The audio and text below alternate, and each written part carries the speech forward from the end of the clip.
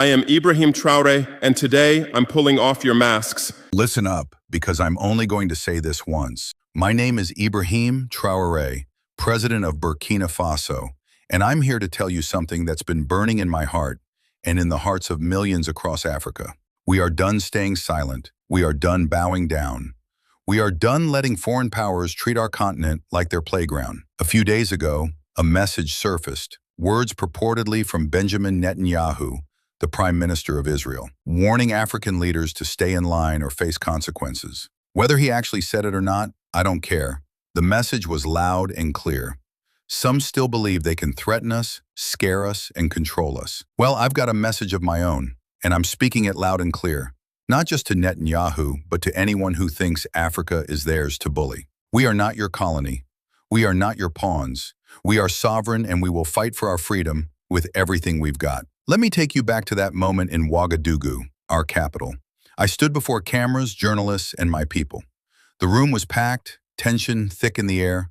Everyone awaited my words. I didn't read from a script. I didn't need one. When you speak truth, the words come straight from the heart. I looked into the camera and spoke directly to Netanyahu. We are no longer colonies. We are sovereign nations. If any foreign leader thinks they can threaten Africa into submission, they are gravely mistaken. Silence fell. The weight of those words settled on everyone, but I wasn't done. Leaning forward, I made it crystal clear. Burkina Faso does not answer to Tel Aviv. We don't answer to Washington. We don't answer to any power that thinks it can buy us or bomb us into compliance. I meant every word. This wasn't just about Israel. It was about every nation that's ever tried to control Africa, exploit our resources, or silence our people. I ended with a warning. If you come for one of us, you come for all of us. Africa is not yours to threaten. Why did I speak out so boldly instead of staying silent like so many leaders before me? Why not send a polite letter or make a phone call behind closed doors? Because that's not who I am. That's not what Burkina Faso stands for anymore. And that's not what Africa needs. For too long, our continent has been treated like a playground for powerful nations. They've taken our gold, our diamonds, our oil. They've drawn maps that divide us and dictated how we should live. Even after independence, they've meddled, using money, threats, or military force to keep us in line. We're done with that. When I heard about Netanyahu's warning, it was not just an insult to me or Burkina Faso. It was an insult to every African who has ever dreamed of a free, proud, and united continent. Silence is what they expect. Fear, subservience, meek compliance. But I'm not that kind of leader. I'm here to fight for my people, for our dignity, and for our future. I know I'm not alone. After I spoke, something incredible happened. My words didn't remain confined to that room in Ouagadougou. They spread like wildfire. People began sharing the footage across X, Telegram, WhatsApp, everywhere. Within hours, millions had seen it. Not just in Burkina Faso, but across Africa and beyond. Young people in Mali, farmers in Niger, students in Guinea, activists in South Africa. They heard not just my voice, but their own hopes, anger, and dreams. In Mali, Colonel Assimi Goïta shared the clip. In Guinea, Mamadi Doumbouya declared solidarity. Across Telegram groups, hashtags like Africa will not bow and we stand with Traore began trending. These weren't just slogans, they were a battle cry, a sign that Africa is awakening. We're no longer isolated states. We're a family, united in resistance. Let me tell you what sovereignty means to me. It's not just a word, it's the right to make our own choices, to decide who enters our land, who takes our resources, and who we work with. It's the right to say, this is our home and we determine its path. For too long, foreign powers have treated Africa like a chessboard. They move soldiers, money, and companies, expecting us to stay silent. Not anymore. In Burkina Faso, we are reclaiming control. We are rejecting foreign military bases, rejecting deals that enrich others while impoverishing our people, rejecting threats meant to intimidate us. And we're not alone. Across the Sahel, Burkina Faso, Mali, Niger, we're forging a new alliance, the Sahel Alliance. It's a pact built on mutual protection, unity, and shared ambition. You might ask, haven't African leaders made these declarations before?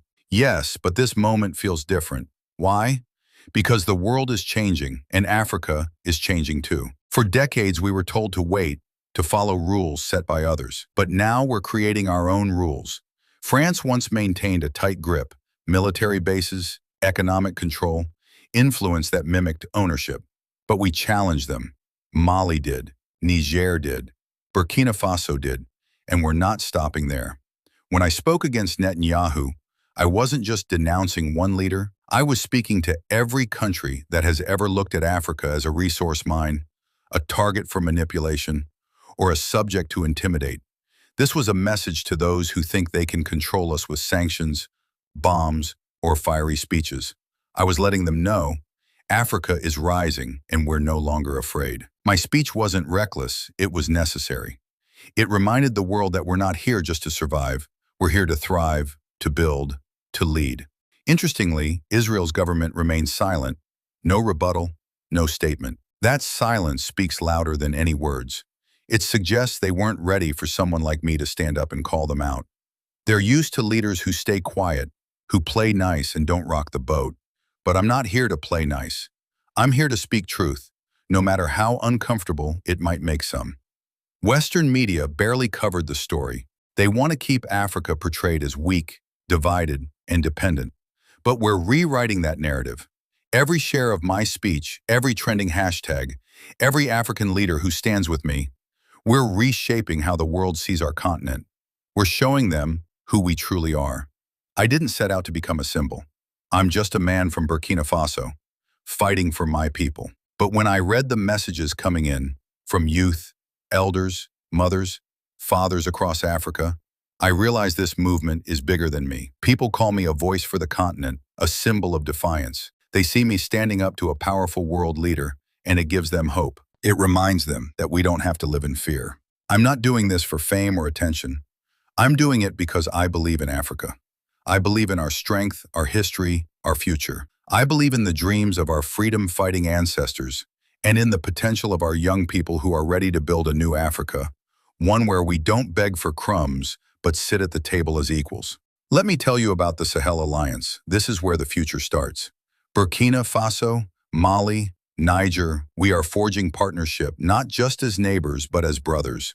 We are building a bond that says, if you attack one of us, you attack all of us. We are sharing resources, exchanging ideas, pooling strength. We are demonstrating that Africa can stand on its own 2 feet. This isn't simply about repelling threats, it's about constructing something entirely new. We envision schools where our children learn our own history, not someone else's. We envision hospitals that serve our people, not lifeless facades. We envision economies that lift up our citizens, not foreign conglomerates. The Sahel Alliance is just the beginning. I dream of a day when the entire continent, north, south, east, west, is united. To any leaders who still believe they can control Africa, your time is up. We are not your backyard. We are not your resource vault. We are not your punching bag. If you think you can threaten us, bribe us, or intimidate us, you're in for a surprise. Africa is waking up. We are the children of kings and queens, warriors and builders. We are the future, and we are prepared to fight for it. To my African brothers and sisters, this is our moment. Do not be afraid.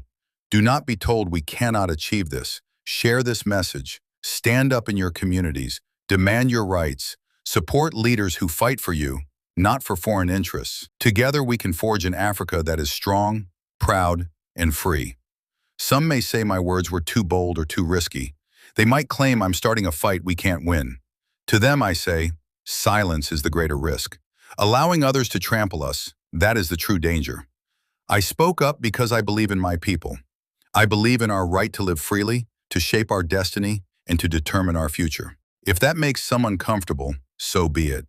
I'm not here to curry favor with those who disrespect us. I'm here to fight for what is right.